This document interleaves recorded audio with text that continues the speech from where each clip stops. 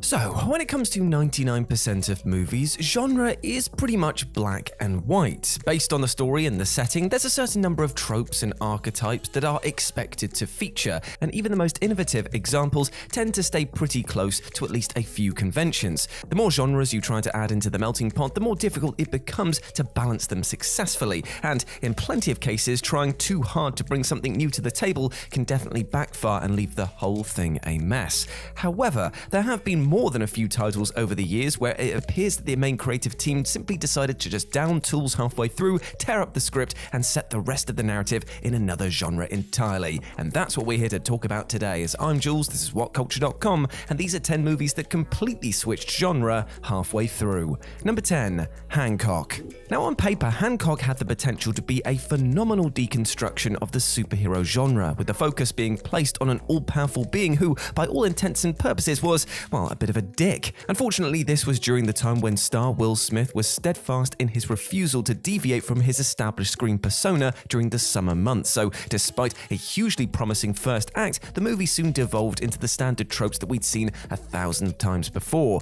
Hancock makes the switch from exploring what forces a superhero into becoming an alcoholic layabout with no interest in saving the day to a formulaic tale of two characters with the same powers using them in a third act showdown heavy on visual effects.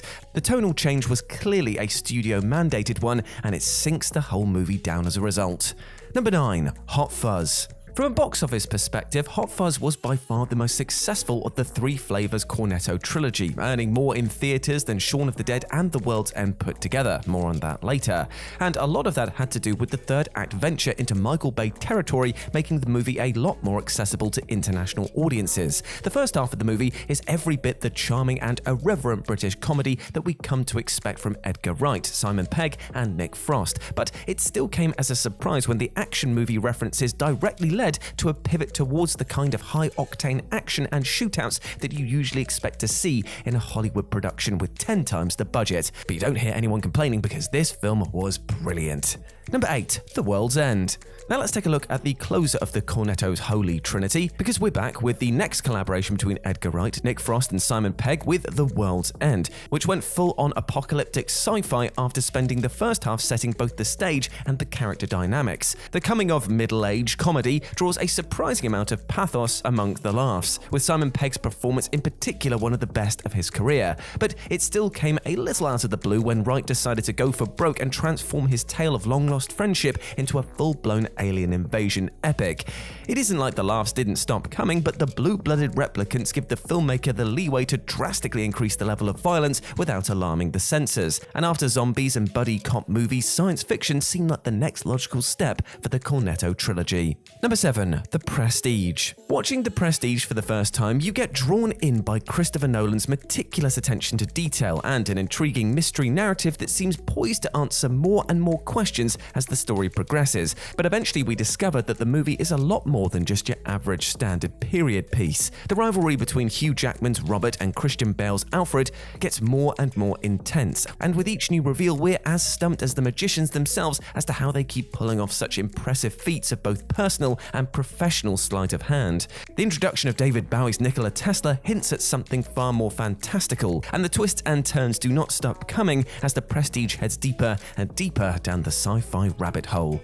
Number 6, The Babysitter. The Babysitter is the best reviewed movie of MCG's entire career, with the director usually associated with big budget and generally terrible studio blockbusters finding a new lease of creative life in the most surprising of places thanks to Netflix's low-budget horror comedy. All of the setup leans so heavily into the established formula for the teen comedy that the eventual descent into madness comes spectacularly out of the blue, as a 12-year-old kid with a crush on his babysitter discovers that along with all of her impossibly attractive friends, she just happens to be part of a devil-worshipping cult intent on making a sacrifice. It might come out of nowhere, but the tonal change ultimately makes sense in the context of the movie, as the babysitter reveals that the influences on its sleeve are less John Hughes and more John Carpenter.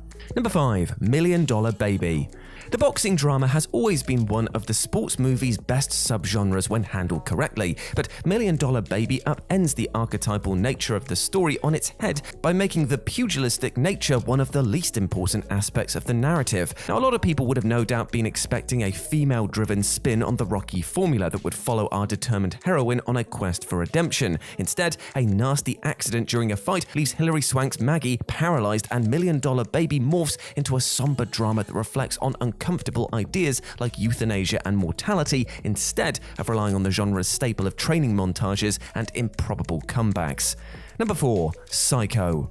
Alfred Hitchcock definitely was no stranger from pulling the rug out of unsuspecting audiences, and despite such a legendary career, he never managed to do it better than he did here in Psycho. As well as providing one of the earliest campaigns to encourage people not to share spoilers that would have blown the reveal that the biggest name in the movie was about to be subject to one of cinema's most iconic death scenes, the idea of Psycho itself as a slasher seemed to come out of nowhere. All of the build-up and payoff made it seem as though we were in line for a crime thriller, as a big stash of money is stolen and our heroine goes on the run, holding up in the Bates Motel. That being said, underestimating the master of suspense was definitely a fool's game, and the detour into horror territory became yet another classic example of Hitchcock toying with people's expectations and their emotions. Number 3. Sunshine.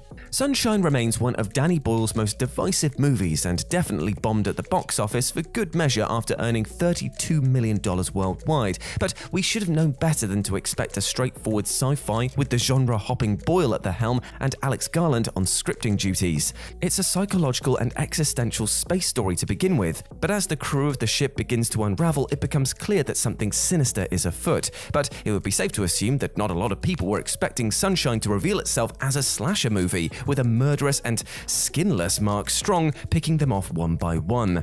Splitting opinion right down the middle, some people thought that it ruined the movie and others thought that it was a welcome change of pace after the exposition-heavy first half. But one thing that everybody agreed on was they never saw it coming. Number 2. Predator. With his reputation as the action genre's biggest star firmly established following The Terminator, Commando, and Raw Deal, audiences were expecting a standard Arnold Schwarzenegger vehicle based on the marketing for Predator, which focused on the uber-macho ensemble of veteran soldiers. So far, so familiar. And as we were introduced to our cast of memorable supporting characters, they made their way through the jungle, blowing shit up and gunning down an army of faceless goons in the process. However, one heat vision shot of a massive claw later, and Predator the film was turned upside down. The invisible extraterrestrial picked off the team one by one, and what had initially seemed like a standard Arnie goes on a one-man rescue mission soon pivoted into hard sci-fi that saw the big Austrian facing off with an 8-foot-tall alien with mandibles and a bloodlust for human trophies instead. And number 1, From Dusk Till Dawn. Close friends and frequent collaborators Quentin Tarantino and Robert Rodriguez found their respective success through very different mediums, with the former famed for his razor-sharp writing and reliance on the crime genre, while the latter was a jack-of-all-trades willing to try his hand at almost anything. From Dusk Till Dawn best sums up the differences between them, with Tarantino writing and Rodriguez directing a movie that showcases both of their filmmaking personalities. The first half is a classic Tarantino crime thriller full of whip-smart dialogue and astute in-character observation, but as soon as the unlikely travel buddies show up at the titty twister, all bets are off. As soon as we see our first set of fangs, From Dusk Till Dawn goes completely batshit insane and never lets up, with the wild genre flip resulting in one of the most deranged and gloriously enjoyable B-movies of the 1990s.